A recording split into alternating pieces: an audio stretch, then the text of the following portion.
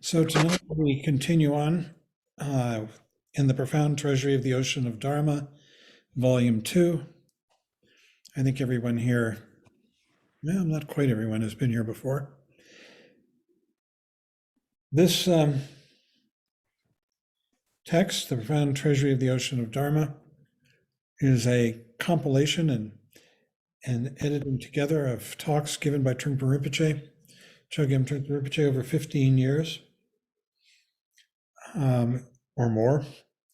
Each year he would take a group of students, 150 to 250, away for a 3-month retreat, during which he would give them the Hinayana teachings, the first vehicle, the Mahayana, the middle vehicle, and the Vajrayana, the adamantine or tantric vehicle.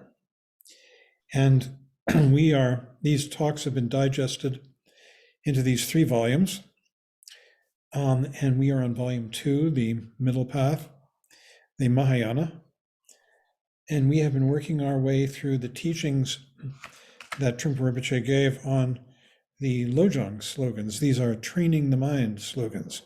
These are teachings that were brought to Tibet by the great Indian teacher Atisha Dibankara in the 12th century.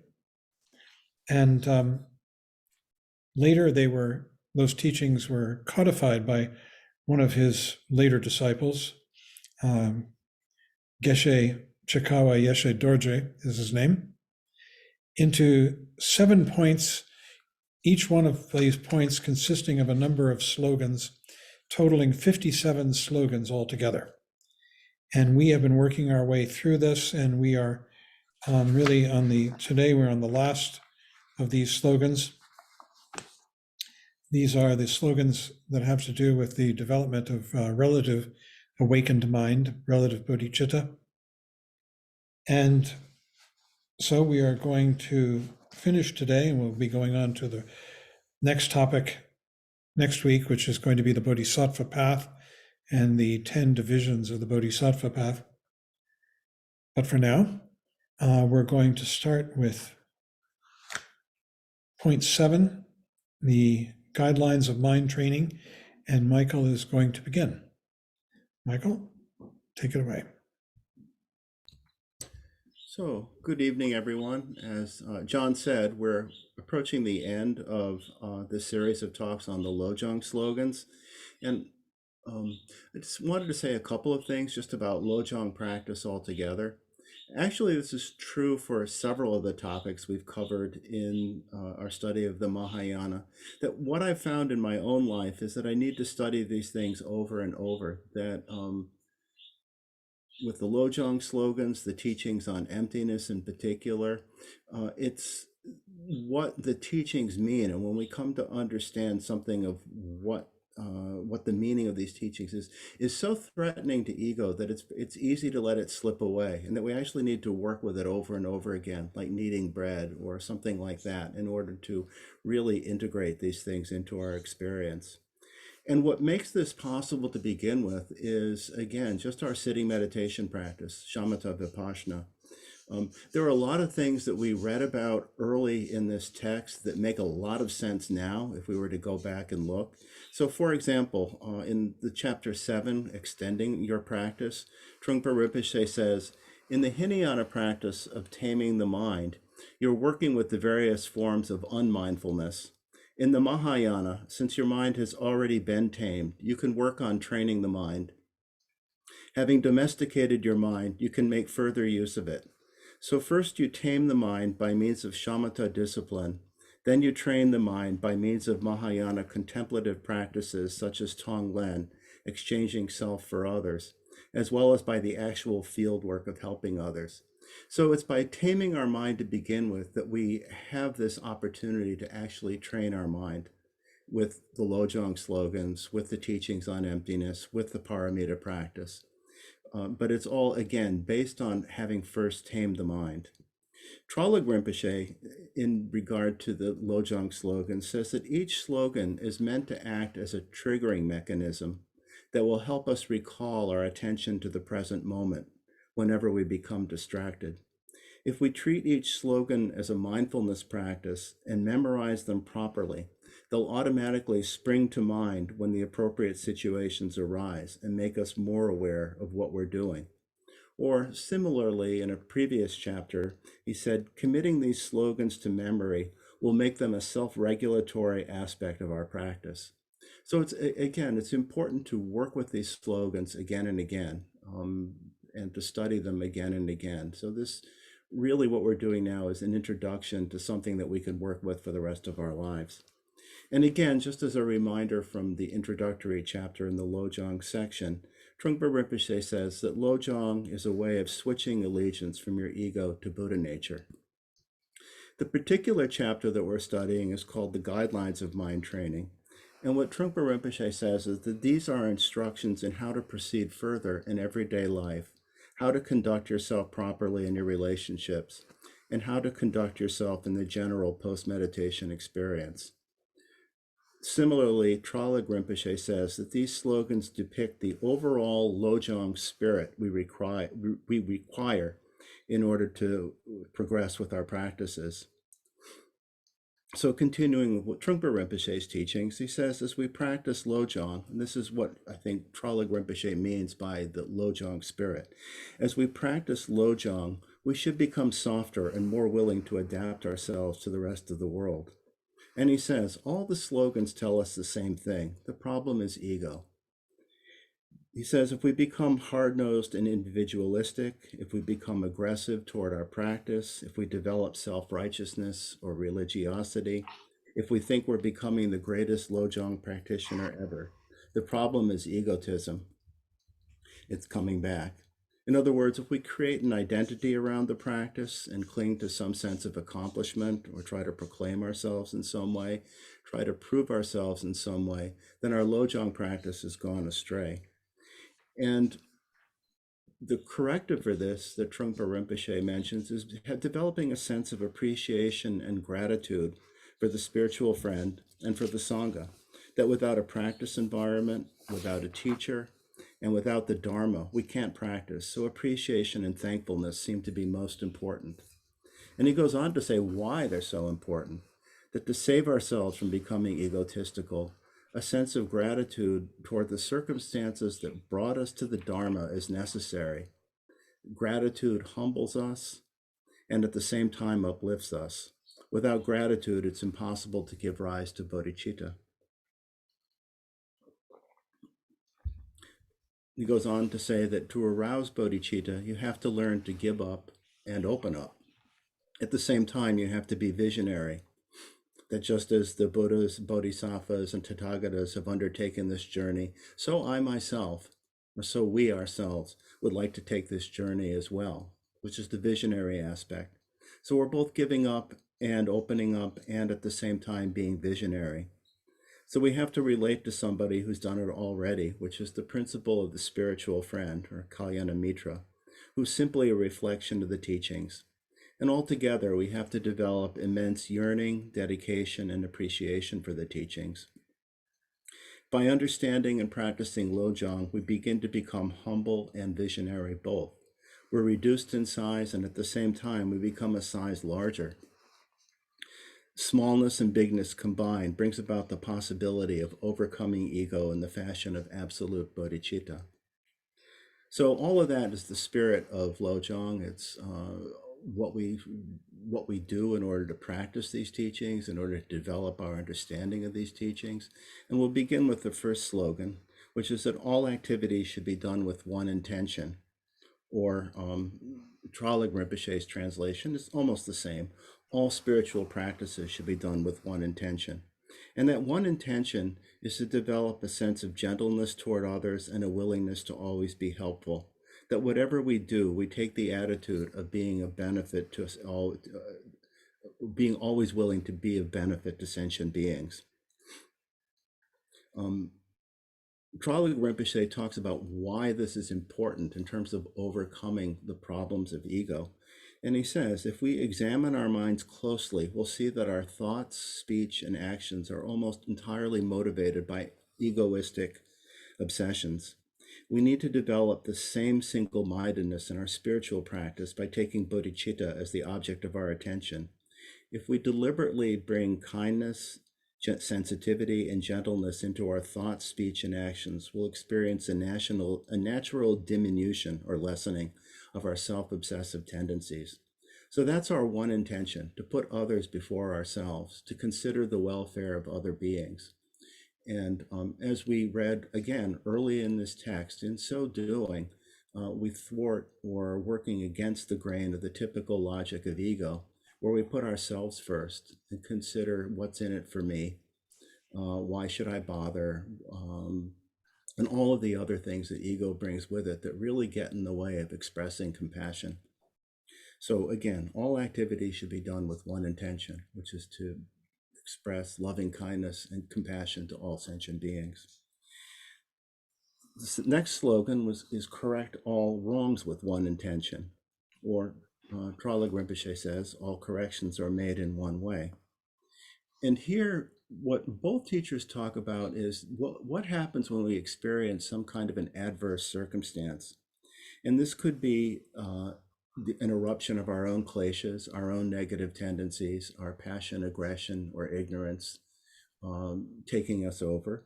Or it could be unfortunate circumstances in our lives. As Trungpa Rinpoche says, domestic crises, economic crises, negative circumstances of some kind, or even just resistance to our practice, developing a negative attitude toward our practice. And he says, when this happens, when we experience these negative circumstances, either an eruption in our own kleshas or in the circumstances of our lives, that we can actually use these to develop compassion for all sentient beings who experience the same thing, no different than us, and that we can aspire to take on their suffering through the practice of Lojong, that we can actually, in negative circumstances, use those circumstances as a way of developing compassion for others. Tralog Rinpoche says essentially the same thing, that maintaining the Lojong spirit of bodhicitta in the face of adversity is integral to the practice of mind training.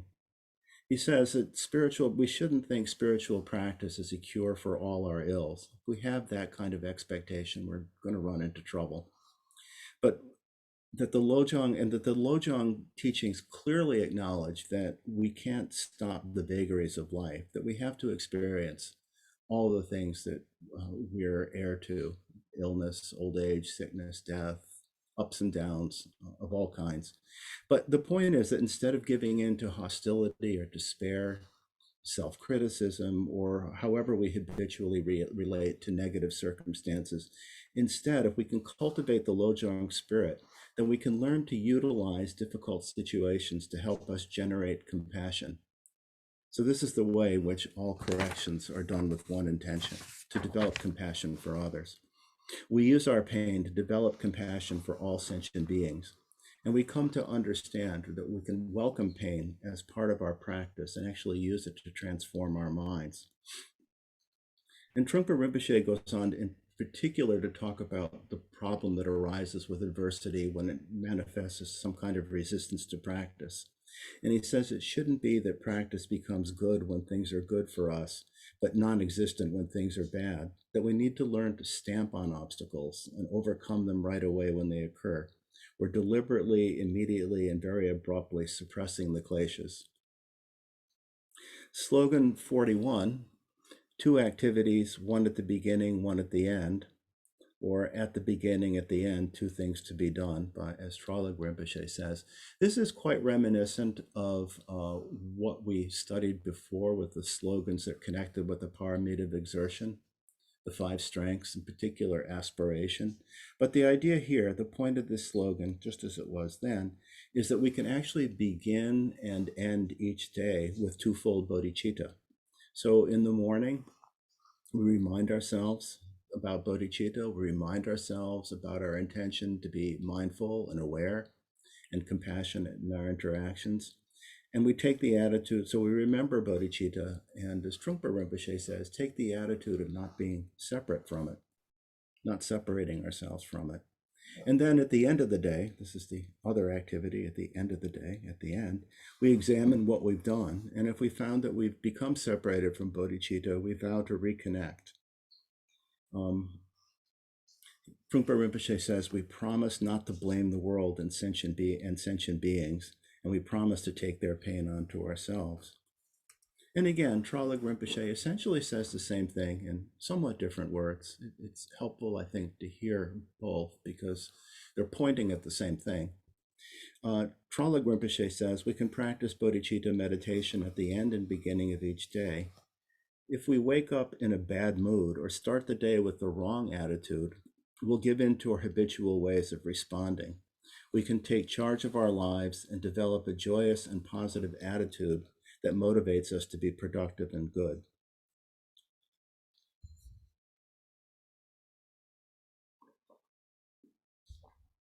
The next slogan, there are certain, I think for each one of us, probably there are certain slogans that resonate for us. And the next one's one that's always resonated for me. Whichever of the two occurs, be patient. And the point here is to be steadfast in our practice. If we were talking Shambhala terms, we talk about not losing our seat, not being thrown by circumstances. So what Trungpa Rinpoche says is whether we experience extreme happiness or extreme suffering, we should be patient. We should regard extreme suffering as the result of previous karma, but there's no need to be remorseful, he says. And happiness is also the result of previous karma, so we have no reason to indulge in it. We should donate any riches to virtuous causes and resolve to use our personal authenticity and power for virtue. But whether a joyful or a painful situation occurs, the point is our practice should not be affected, that we maintain continual patience and practice, whichever of the two occur. That disturbing situations may cause us to look for scapegoats or make excuses or complaints. But patience means taking our time and being forbearing. So whichever of the two occurs, be patient. Tralug Rinpoche says, if we can bring a modicum of intelligence to our patience, we won't be so exhilarated by our highs or so self-defeated by our lows. Whichever of the two occurs, we're able to maintain a sense of stability and groundedness. He goes on to say, patience is not a form of passivity, but instead allows us to face life's trials in a creative and beneficial way with courage and dignity. In other words, by being patient, by maintaining a sense of mindfulness awareness, we're open to possibilities that we're closed off to when we allow ourselves to become distracted or thrown off by either very positive or very negative circumstances. He goes on to say that, Tralug Rinpoche goes on to say that Lojong practice is not just about trying to survive the rough patches of life. We're trying to transform ourselves into better people as a direct result of our experiences. Instead of responding to difficulty the way we normally do, which could be with frustration, rage, despair, self-blame, whatever our habitual patterns is, instead of responding to difficulty in that way, we learn to approach life with intelligence and patience. So again, this is just one more example of how the Lojong slogans can be transformative in terms of our attitudes, our feelings, our behaviors, provided that we work with them and take them to heart. And again and again, both Tralug Rinpoche and Trungpa Rinpoche mention the importance of memorizing them as well as working to understand them. Slogan 43 is observe these two even at the risk of your life, which basically means that having a very firm commitment to keeping our refuge and bodhisattva vows and maintaining our Hinayana and Mahayana disciplines, that we really do refrain from unwholesome negative actions, harmful actions to others, actions that we know lead to negative states of mind or that propagate confusion and disorder, cause pain for others, cause pain for ourselves, that we maintain those commitments. As Tralug Rinpoche says, we should never approach life in terms of expedience, but should rather think about our actions in the context of the benefits they might bring.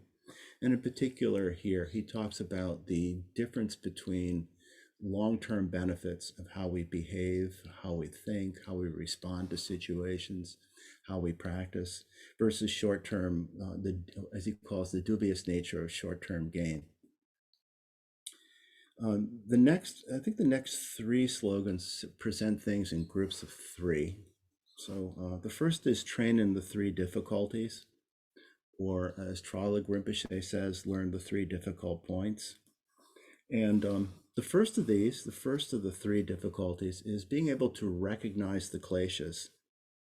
The second is overcoming the kleshas, or cutting through the kleshas.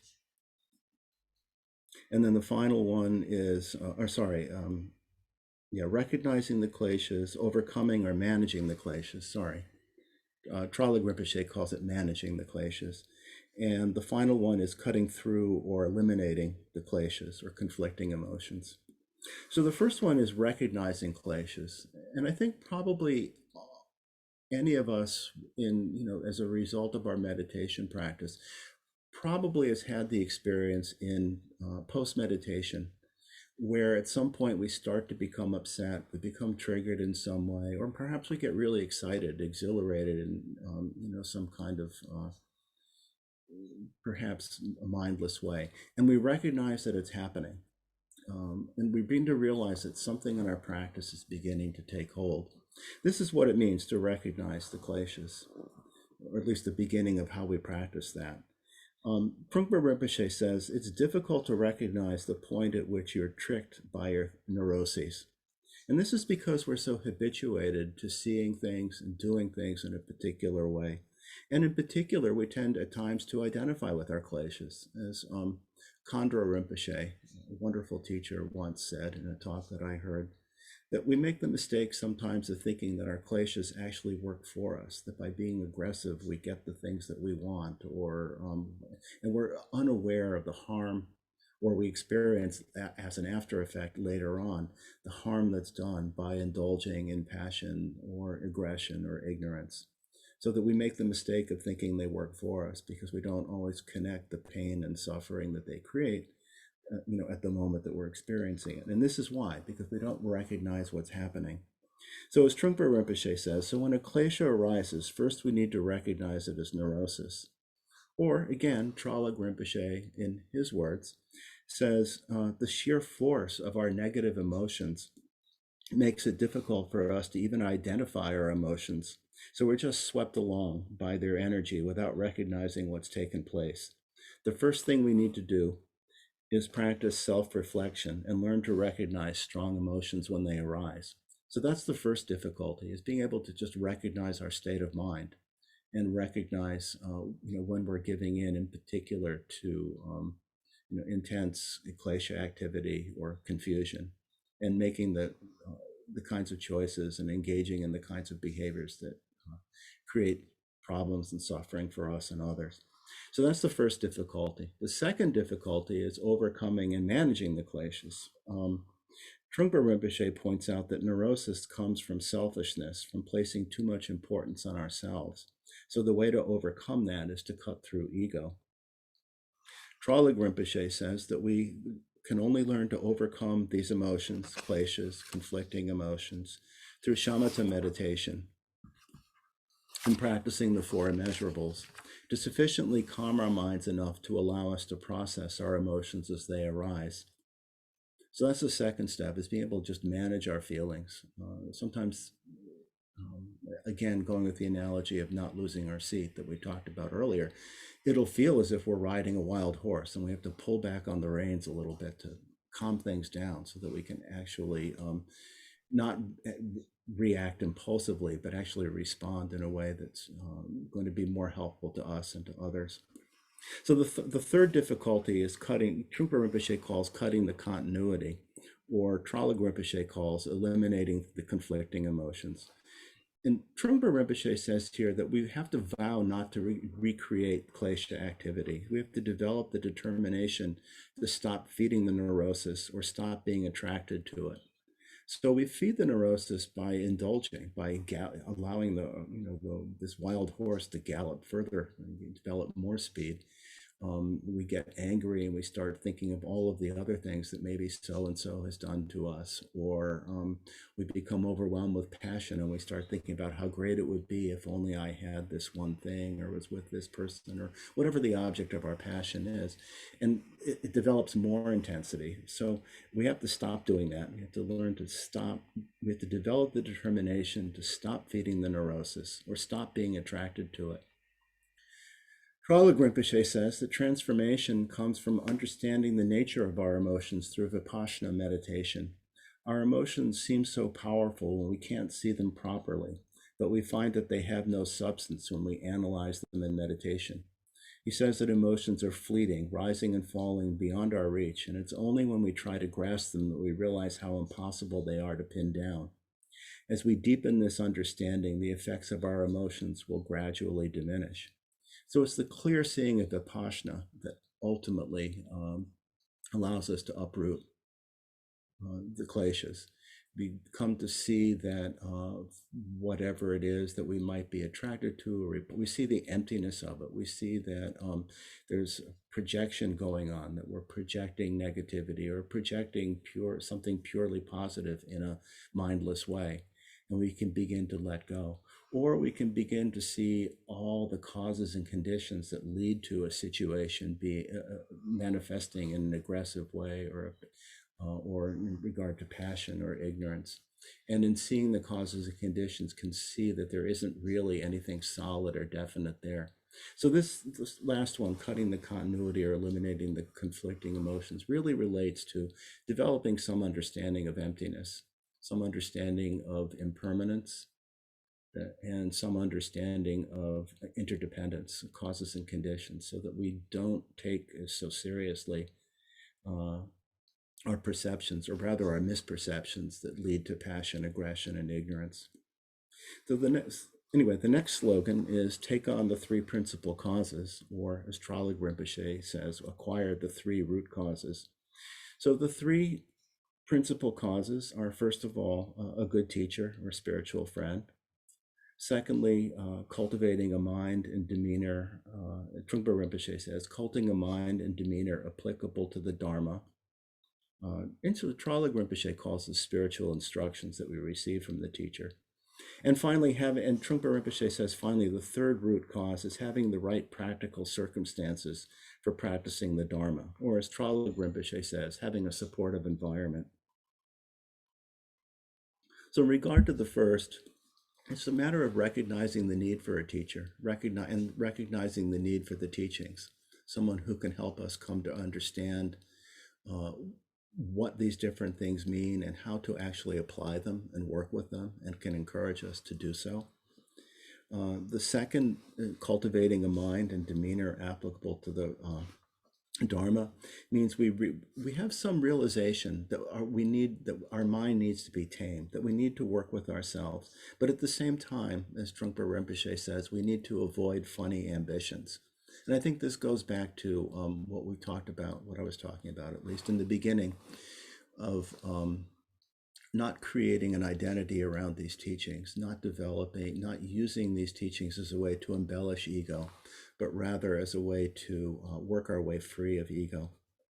Trungpa Rinpoche actually says that points out the importance with the spiritual instructions of hearing, contemplating, and meditating, which I believe we talked about before, that we need to study, hear the teachings, read the teachings. We need to contemplate what they mean and what they mean to us personally in terms of our actual experience.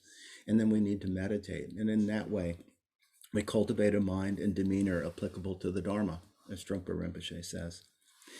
And then the final root cause is the practical circumstances or supportive environment. Trungpa Rinpoche says we need to take an open attitude toward our life and develop a livelihood so that we can take care of the practicalities, so that we can practice. And Trungpa Rinpoche, in talking about a supportive environment, says this includes both people and physical surroundings. And he says we need to place ourselves in an environment that supports our spiritual goals. A proper environment means fewer obstacles and disruptive events. while an improper environment just about guarantees the disruptions of our effort. So he says we should avoid negative people, especially in the beginning. And when we practice, we want to be in a physical environment that supports our practice, where there's not a lot of disruption and confusion, especially as beginners. So again, this is just a way of being practical. So those are the three principal causes: right? Having a teacher, cultivating a mind and demeanor applicable to the Dharma, which again, Trala Rinpoche talks about in terms of hearing, contemplating, and meditating on the instructions we receive. And finally, creating a supportive environment for practice. Slogan 46 is pay heed that the three never wane, or don't allow the three things to diminish. And these are the three things that we should never allow to wane are, first of all, our devotion to the spiritual friend, or as Trala Rinpoche says, our interested humility in the spiritual friend. Secondly, we should never allow our delight or joy in practice to diminish. And the third is we should never wane in keeping the Hinayana and Mahayana disciplines. And Trungpa Rinpoche says that there's actually a connection between these three sets of three slogans. That training in the three difficulties is how we begin, by working with the kleshas. That taking on the three causes is how we proceed. And then finally, that the three never wane is how he says wane is what you are finally getting into. So it's fully entering into the practice. Or as Trala Rinpoche says, with a real commitment to the path at this point. Then the final slogan that I'm going to talk about is keep the three inseparable, or make the three inseparable. So we actually have another set of three, but in this case, it refers to our body, speech, and mind. And Trungpa Rinpoche says that this means that our practice of Lojong should be complete so that our body, speech, and mind are inseparable from the practice. And here, usually when we do sitting meditation practice, we talk about synchronizing body and mind in the sense that our body and mind are all in one place, as opposed to what we normally experience in our more mindless moments, where our body is wherever we are, but our mind can be anywhere else. And what we want to do, what we work with in meditation practice, is bringing the two together, allowing the two to be together. But in this case, we're talking about speech as well, and that our speech should also be consistent and with our body and mind. So as Trala Rinpoche says, in our ordinary deluded state, our body, speech, and mind tend to work at cross purposes. Our body might be busy doing one thing, while our mind's engaged in something else, and our words seem to have little conscious awareness of either. If we can employ body, speech, and mind equally and coherently in our Lojong practices, we'll gradually overcome the habitual patterns that compel us to behave in a disembodied way. So the point is that we're unified together, synchronized in our practice of Lojong, and that we want to do this by we want to keep the three inseparable, which gives our Lojong practice power. So that's the sections of this chapter that I was going to talk about, and I'll turn it over to John now for the rest. Thank you, Michael. I'd like to take a pause and establish a meditative state of mind, you might say. So if everyone could just take a good posture for a moment. I'm going to just do the kind of meditation we do every day, which is to bring our minds into this present moment. You take a good posture, you feel your body upright, erect, let go of concerns of one kind or another, and become aware of just where each one of us is right now, here, this time and place. Let your awareness be one with the space of this room. And in this space, there arise from time to time any and all of the 6 objects of perception, sights, sounds like these words, bodily sensations, perhaps a taste or a smell from time to time, and of course, mental events, thoughts and emotions coming and going. And we rest here in this awareness, letting go of our concerns, our thoughts, our worries, our hopes, our dreams of the past and future, and giving our loyalty, our allegiance to this present moment. We let go of doubt, self-doubt especially, and we just come aware, present, here and now, of whatever happens to be arising. At the beginning of this chapter, Trungpa Rinpoche talked about switching our allegiance. And what we're switching our allegiance to is just this effortless awareness of anything and everything that arises now. And what we're switching it from is the anxious, fear-ridden stories that inhabit our minds from time to time and are always about a fictional I. And we let those stories go. They're just that, they're stories, like radio broadcasts, only they're going through our minds. And instead, rest in this awareness, which is so simple. Right here, we come back to it. This is the ultimate form of relaxation. So in telling you that you could stop doing this, that's kind of silly, isn't it? Or to tell you, well, now you can relax. You don't have to meditate anymore. This is the ultimate form of relaxation. This simple awareness. However it takes place, this is what is called absolute bodhicitta. It's the absolute awakened mind. It's just utterly simple, spacious, awake, aware, clear. And it's always here, waiting for us to come back. This is what we're switching our allegiance to. We're switching our allegiance from those anxious stories. And when we do, when we come back to this, then the world is arising around us all the time in all its color and vividness.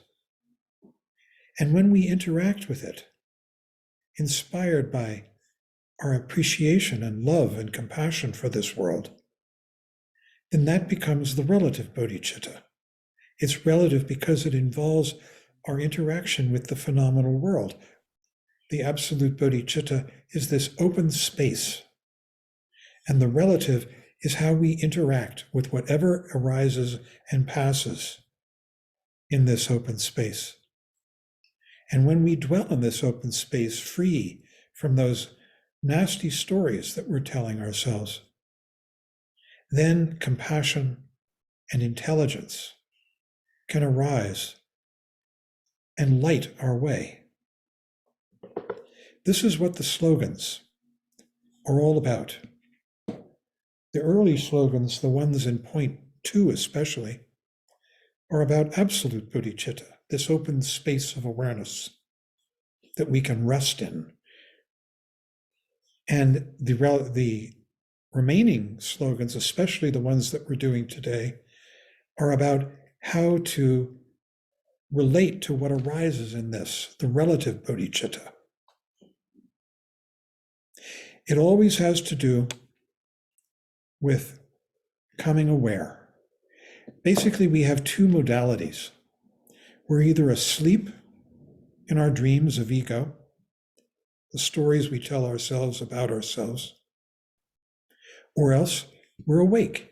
We've woken up from the dream. We're no longer telling ourselves that story. We've come present. And the story evaporates. We don't need it. We are switching our allegiance to coming awake. And having come awake, we then are inspired naturally, very, very naturally, to relate to the things of this world, our world, with compassion and clear seeing. This is what the slogans are reminding us to do all the time, over and over again.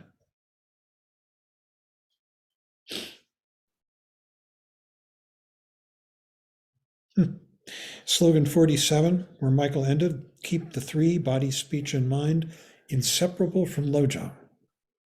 What that means is keep them inseparable from Bodhichitta, absolute and relative, out of dreams, out of those stories. When it talks about the difficulty of recognizing the kleshas, that's because we get lost in the dreams, and then we're lost in those kleshas, those defilements. That's what the dreams are. And the way to recognize them and see that we're caught in a dream, a klesha, a defilement, is by coming back, shifting our loyalty, and realizing this is the real world. That's a dream world. And when we do that, we can let the dream go. The dream of hatred or lust or envy or self-attack or whatever it may be. And we do this by keeping our body, speech, and mind. That's our total being. The body is not just this body, it's the physicality of the world. And the speech is not just these words, it's the meaning that goes through the world. And the mind is the same. The mind is understanding, that it permeates it all. And we keep that all in synchronization with Lojong, which means absolute and relative awakened mind. This clear mind with all of this beautiful phenomena arising in it. So really, these slogans are constant reminders to come back to this absolute bodhicitta in which the relative arises, this space of awareness and clarity in which this beautiful world is constantly arising and passing away. That's what the slogans are enjoining us to do over and over again in a variety of ways. So in memorizing these slogans, in working with these slogans, we are basically bringing these reminders into our lives, reminders to come back.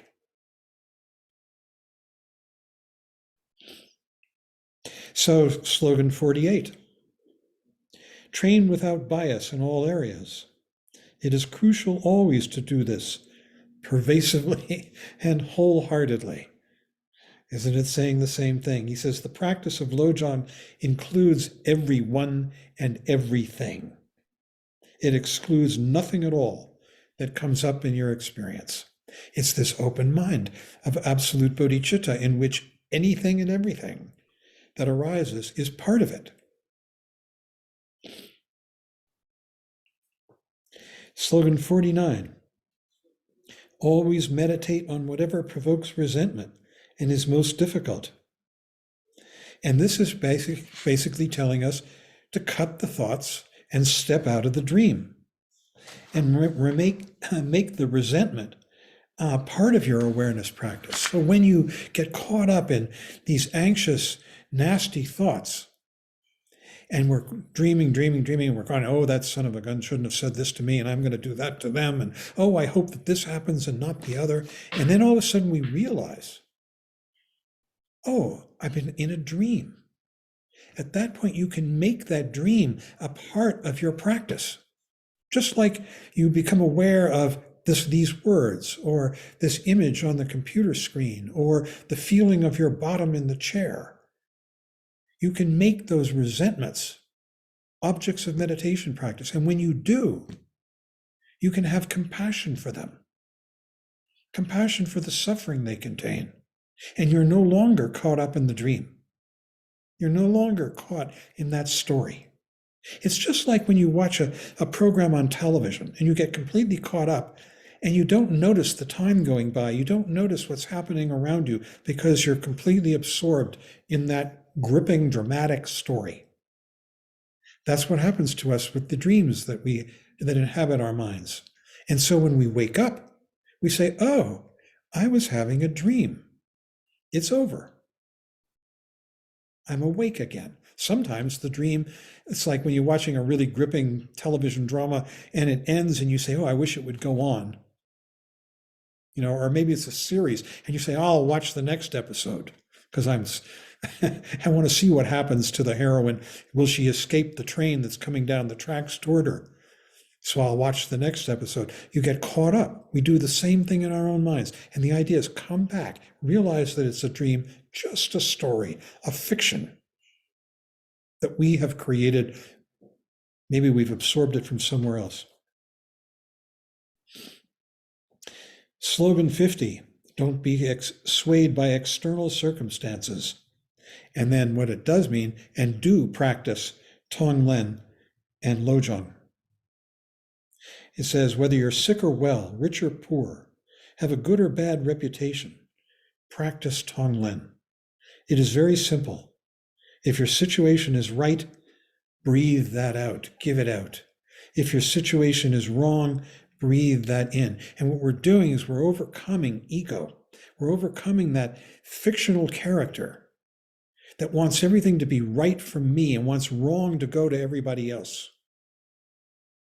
And so we breathe in the wrong, we breathe out the right, we give it out. We destroy those stories that enslave us.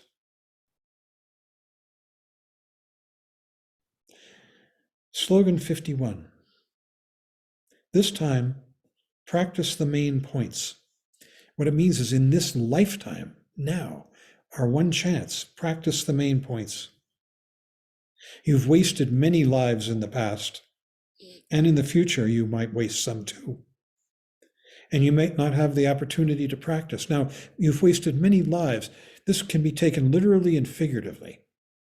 Literally, it means I've been born many times, I've died many times, and this is just another one of those. But it can also mean all the different episodes of your life, all the different people we have been in our lives. We've had many lives within this one lifetime. And in fact, all those lives are just memories, stories that we're telling ourselves now, because this is the only real one. So practice the main points. The main points are the benefit of others, to be of benefit to others. That's what will happen naturally when one comes back into absolute bodhicitta, into this awareness of the present moment, out of the selfish dreams of I and other. And they're just dreams. They are fictions, they are stories, habitual, repetitive, that have been learned over time. So we come back to benefit others, which is a great way of smashing those enslaving dreams. And we practice the teachings of the guru is more important than analytical study. What this means is that these oral instructions that are being passed down from one person to the next are much more important than studying ancient teachings. And finally, and here it is again, practicing bodhicitta, absolute and relative, is more important than any other practice.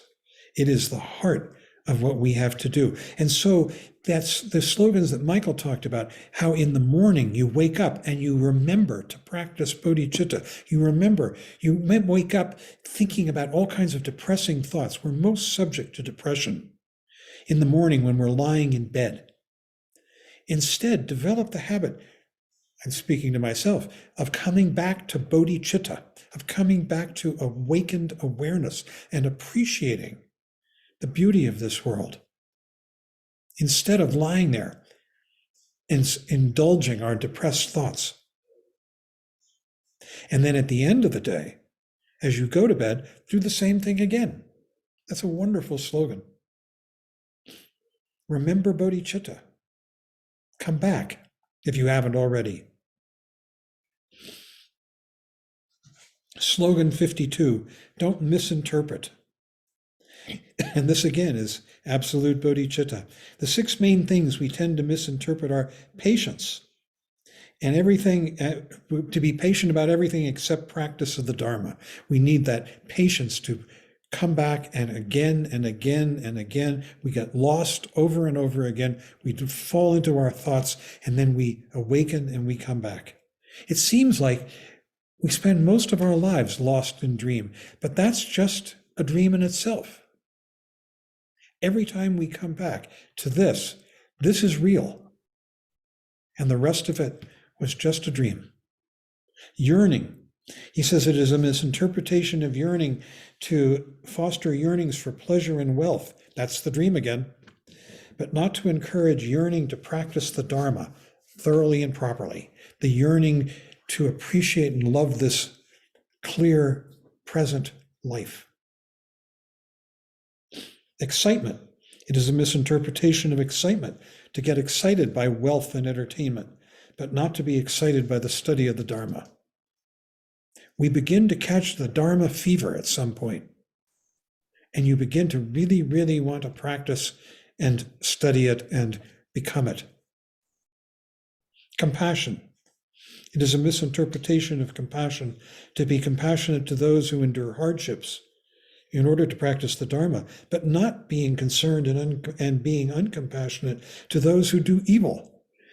We should be compassionate especially to the people who do evil. They are really lost. They are completely lost in the dreams, and it's so sad. Not completely, but more. Priorities. It's a misinterpretation to work diligently out of self-interest for whatever benefits you in the world, but not to practice the Dharma. The Dharma is the cure for the ultimate illness, this absolute and relative bodhicitta. Joy. It is a misinterpretation to be happy when sorrow afflicts your enemies, but not to rejoice in virtue and transcending samsara. When sorrow afflicts your enemies and you take joy in that, I mean, we're completely lost in mean dreams. But we should be taking joy in the increasing ability that we have to transcend samsara, to come present. Slogan 53. Don't vacillate. Don't vacillate in your enthusiasm for practice. Don't go up and down, if you can. If you do, it will not produce certainty in the Dharma. Therefore, don't think too much. Just concentrate one-pointedly on mind training, on remembering to come back. Slogan 54. Trust yourself and practice wholeheartedly. Train purely in Lojong, single-mindedly and with no distractions. We tend to be, our worst enemy is self-doubt. Give it up and just do the Lojong slogans. Liberate yourself by examining and analyzing. Simply look at your mind and analyze it. You will be liberated from kleshas and ego clinging. Then you can practice Lojong, mind training. And this is the same thing again. Waking up from the dream, you can actually see. When you see the dream, you can say, oh my gosh, I was caught up in this dream of wanting to build up my ego, of wanting to attack my enemies, this whole idea of I and other, and of a past and a future, and I had completely lost track of where I am right now. So we come back.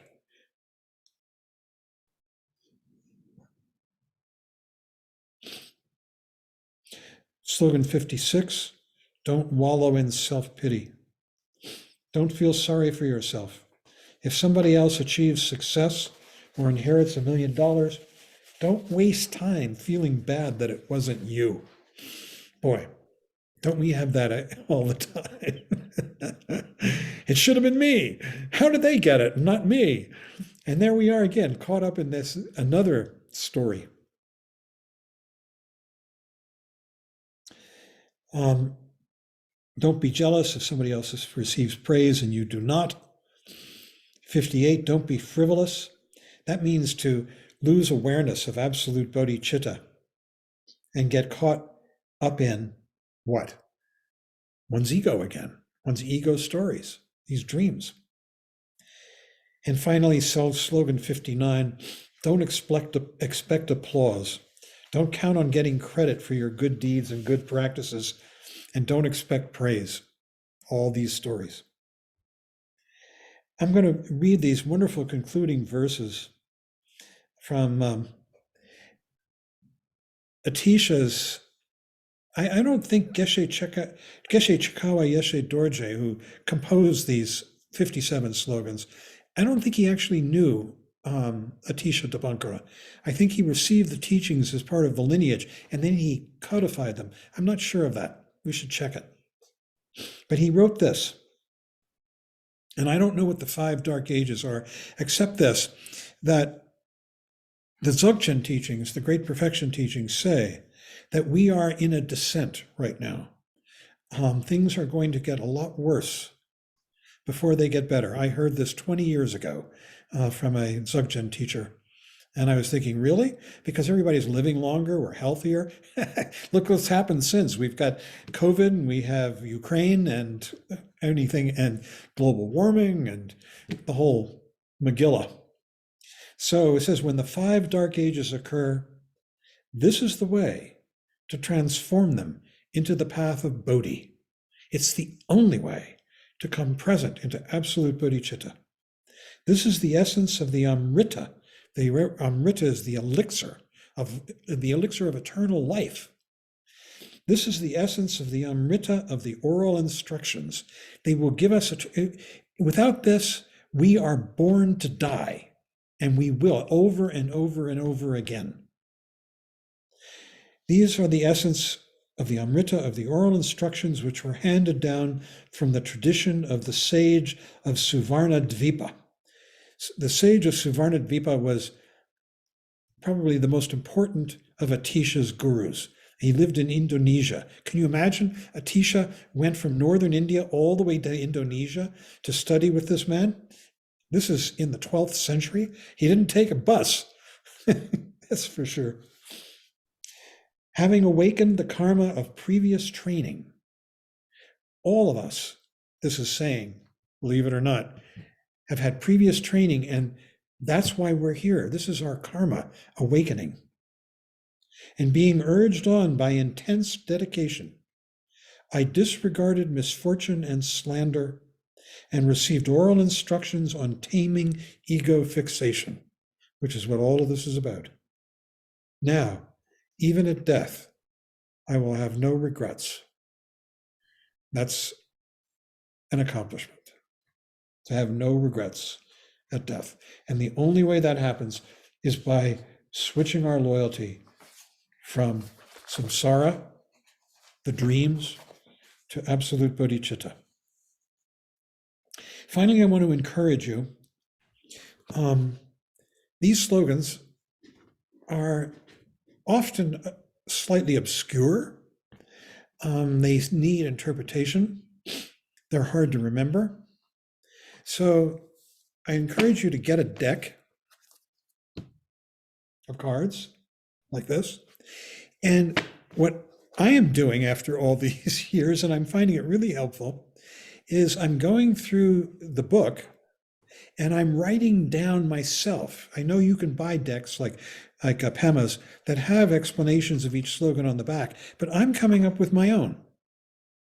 And it really helps to bring it into your mind, to do this one by one, to look at each slogan, to go to a book, any book, Troleg's book or Trungpa Rinpoche's book or Pema's book or whomever you like, and come up with your understanding of what that slogan means and write it down on the back of the card. It may change over time.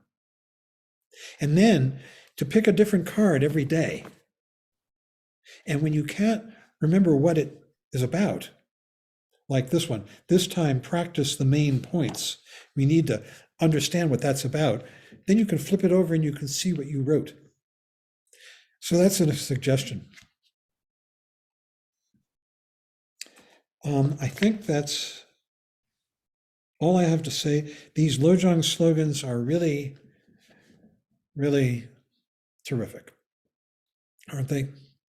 And especially this constant injunction to basically live our lives in the space of awakening, of awareness, rather than living our lives caught up in dreams until we die, which is the way most people live. So we can have a discussion.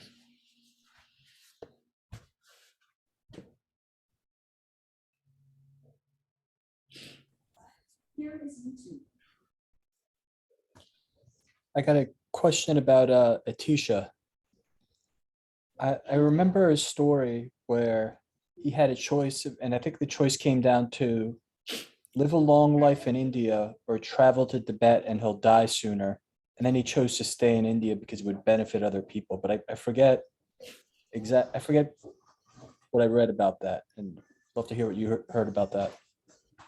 No, I don't know. Michael, do you know anything? Barry? He went to Tibet.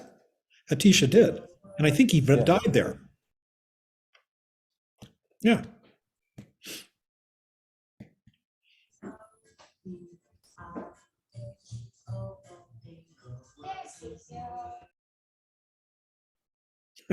Whoever's singing.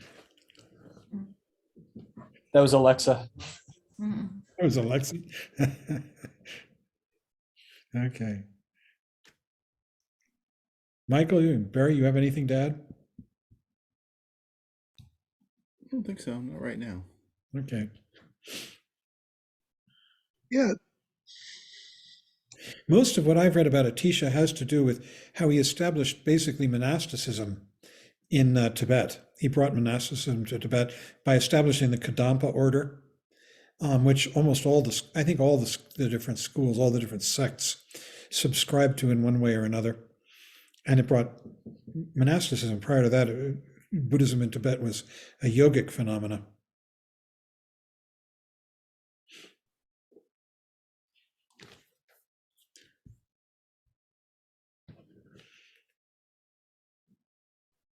Judith?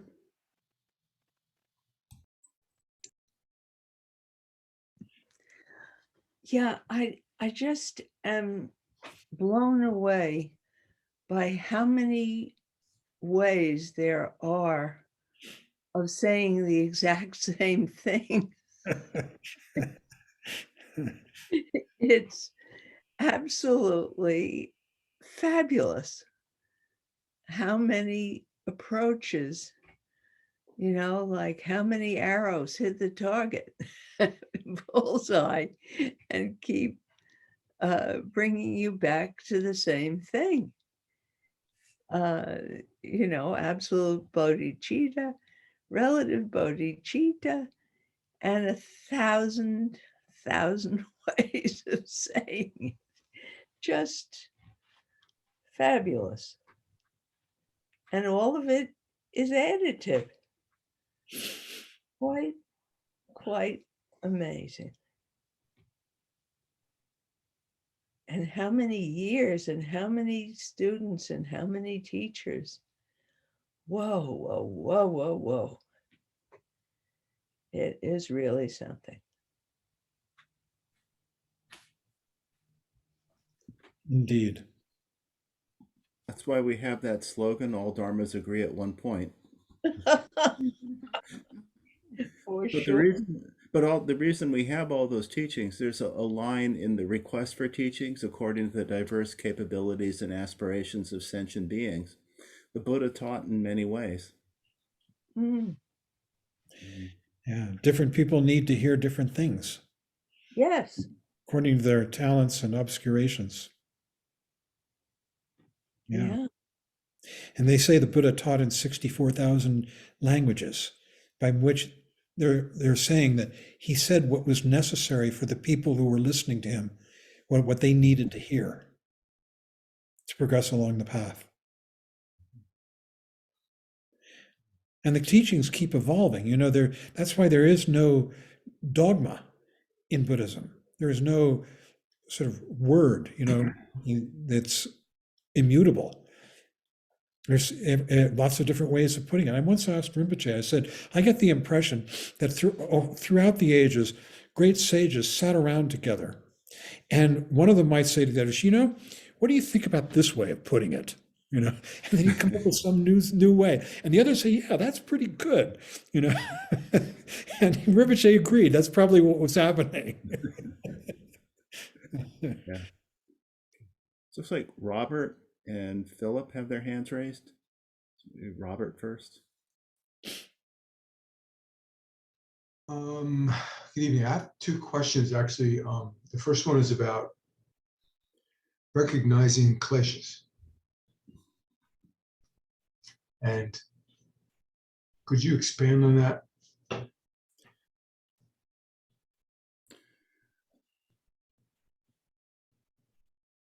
It's the reason I'm saying is because sometimes it's really elusive that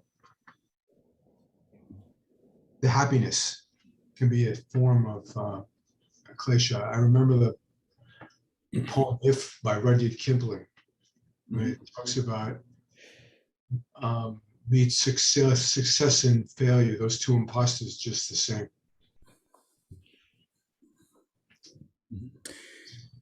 I think in terms of recognize, I'm trying to remember, there's still opening lines to the talk on touch and go in the first volume, The Path of Individual Liberation, where Trungpa Rinpoche talks about mind's ability to recognize itself. And that's what we're working with in meditation. And because of that, we can recognize what we're experiencing. If we're not swept away by it, if we don't identify with it so thoroughly that we get lost in the dream or lost in the confusion. And I think the problem, the issue with happiness, I guess, is positive circumstances present us with the danger of clinging. That's usually not a problem for us with negative circumstances. We don't want to cling to those. We have a different problem then with aggression. But we end up clinging and then having to deal with the impermanence that we experience with the things that we think will make us happy, let alone what happens if we pursue in a really crazy, mindless way. There's a whole bunch of interesting shows nowadays on, the different streaming services. Like, I don't know if you've seen We Crash or, just what happens when you pursue a dream that starts out with some grounding, but then just goes totally off the rails. But I think the real problem with positive experiences is our tendency to cling, and then all of the whatever results from that in terms of either us becoming increasingly demanding, controlling, or despairing, or all of the different ways that we react to when our clinging is frustrated. I don't know if that helps, but that's just what's on the. No, it's great. Thank you. The other one was about absolute and relative. And it's interesting you just said a few seconds ago about at all point dharmas come together. Is that, it sounds to me like the absolute and the relative meeting. All dharmas agree at one point is, refers to that all dharmas work at overcoming ego fixation. So in that sense, yeah, absolute and relative do come together at that point. But the main point is understanding that what we're doing is learning to overcome the problems that occur when we believe in some kind of a self and all that ensues from that. Thank you. I'll say something about absolute and relative. The absolute is the fact that nothing has any true inherent existence. Everything is just a constant passing presentation. And yet, there are passing presentations. Those passing presentations, like this gesture, these words, are the relative truth. The fact that they have no substance, no ongoing reality, is the absolute truth. And the absolute truth is ascertainable or experienced when we come back into clear, open awareness. And in that clear, open awareness, the relative truth, the phenomenal world, you might say, the six nobles, arises and passes away. So there are slogans about this. And the one that I like, or quote, goes like this: things arise, and yet they don't exist. They don't exist, and yet they arise. That's the absolute and relative truth. They're in union, complete union.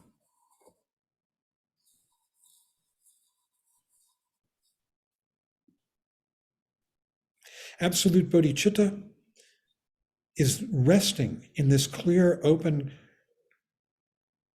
directionless, you might say, awareness. And relative bodhicitta means that within that awareness, we respond to these passing phenomena with intelligence, clarity, clear seeing on the one hand, and compassion and heart and love on the other. It's the heart of these Lojong slogans, the ability to come back out of dream into this awareness of absolute and relative bodhicitta, awakened mind, in which the beauty of the world, this constantly changing world, is so evident. It's obscured by our ego. What's the word? Our ego malfunctions, our ego manipulations, our ego dreams. We get lost in them.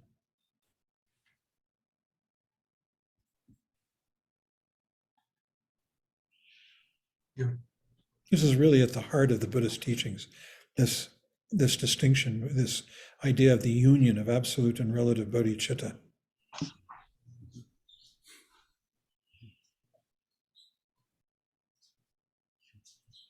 Absolute and relative awakened mind.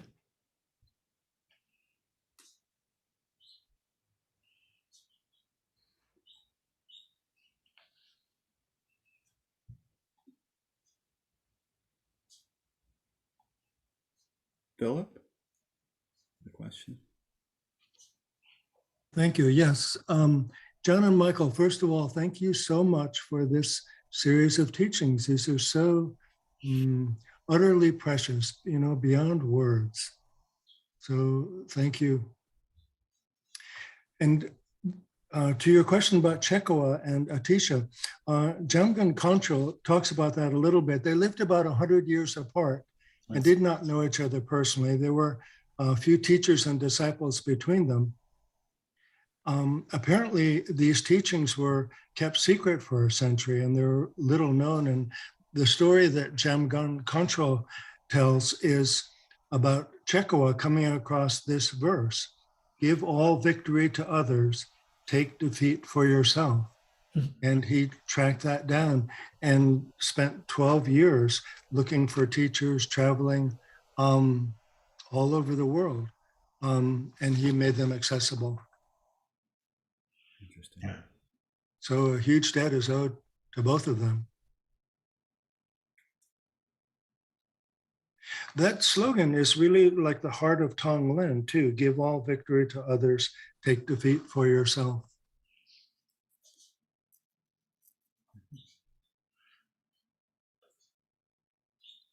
But thank you both again, and everyone else. Thank Thank you. you for the reference. Yeah, I really felt it's wonderful.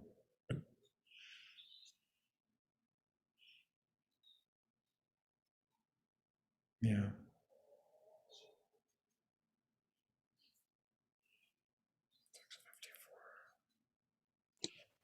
Tony and Frederick both are.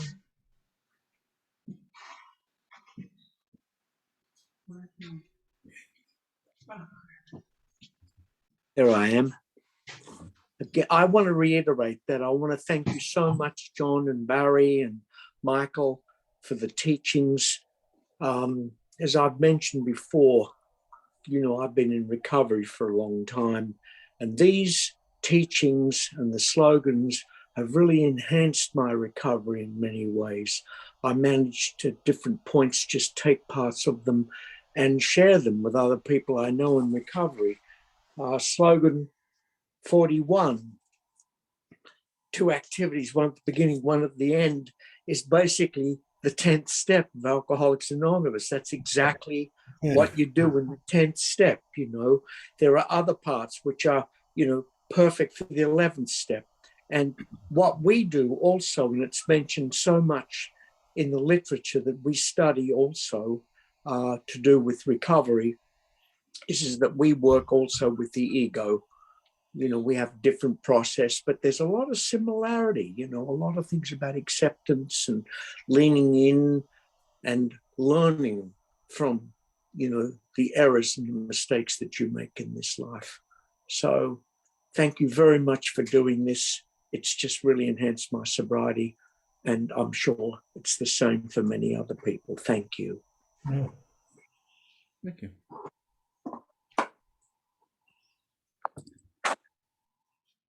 Fred?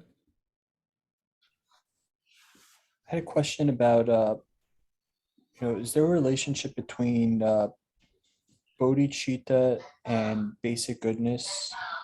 And as Robert was speaking, I was wondering if this possibly has something to do with the connection or the intersection of the absolute and the relative Bodhichitta.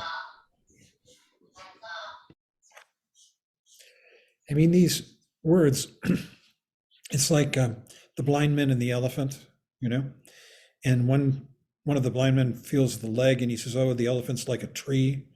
And the other feels the side of the elephant and says, no, it's like a house. And the other feels the trunk and says, oh, no, it's like a big snake.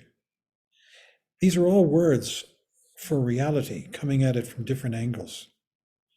And bodhicitta really refers to, it literally means awakened mind. Basic goodness is a Shambhala term. And I don't know if it has an analog, but I mean, it partakes of a lot of different things in Buddhism. And basically what it means is that this world is fundamentally worth being here for when we see it through the eyes of awakened mind, not through dreams. Dreams are always saying, I want this and not that. This is better, this is worse,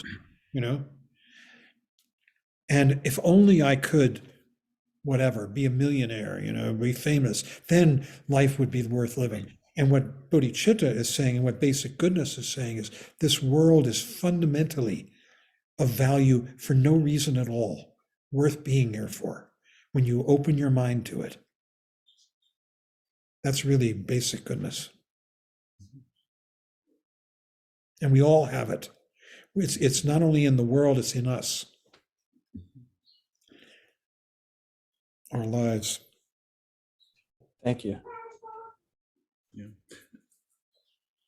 This is a bit my own thought, but Trungpa Rinpoche has written that one of the things that really surprised him in coming to the West was the whole concept of original sin, because it was so different from what the fundamental Buddhist beliefs are. And I've always thought that one reason why he thought it was so important to call it basic goodness is to point out that it is literally basic, that it's fundamental to who we are, and that it is very different from any notion of original sin, which doesn't exist in Buddhism.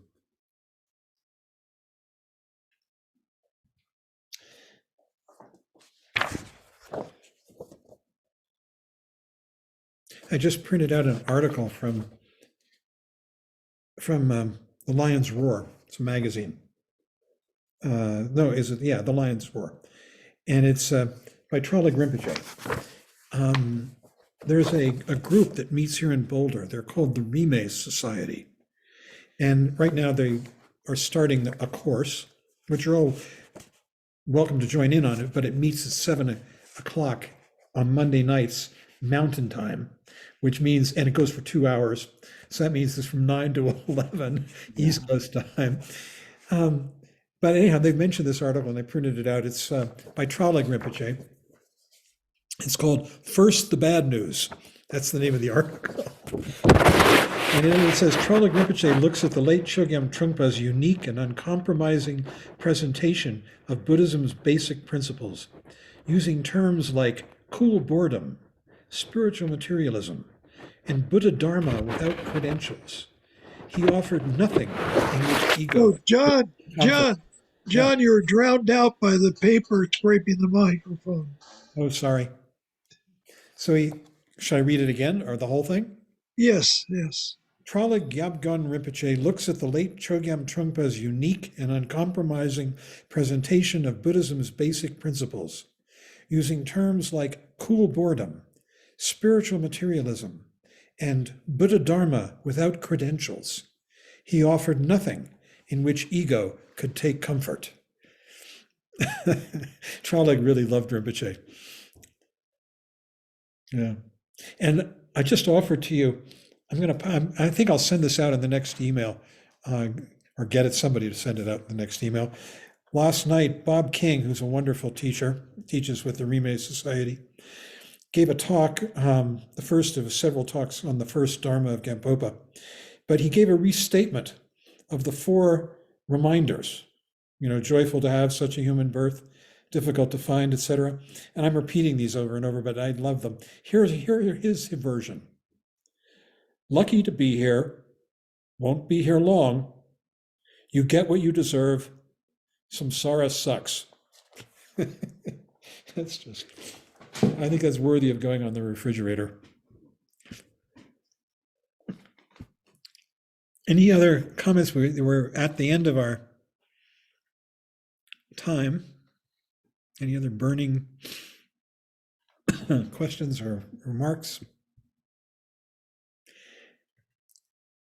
If not, like Carl Jung said, okay, Ian. That whoever looks outside dreams, but whoever looks inside actually awakens. Okay. I think that needs expansion, but I think we're at the end of our time. So I'd like to hear you expand on that another time. I'll put up the chants. Michael, do you want to lead us?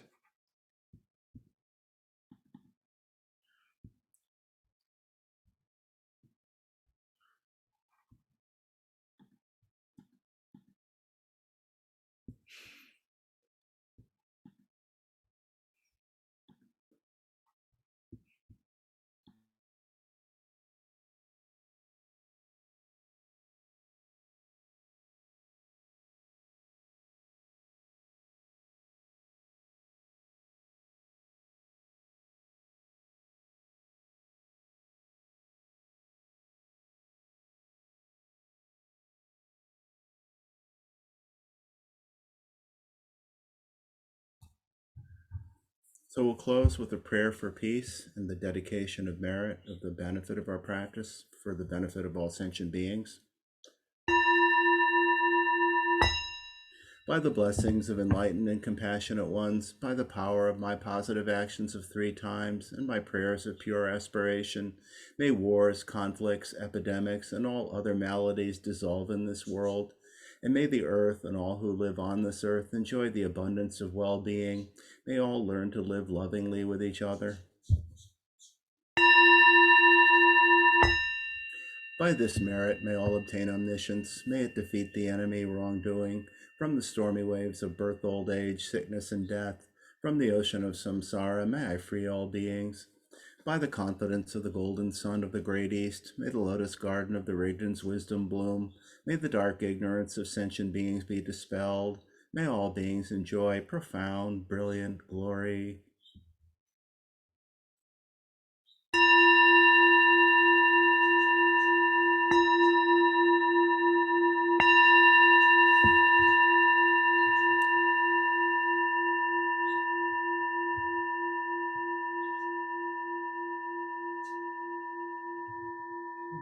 Thank you, Michael. Thanks, everybody.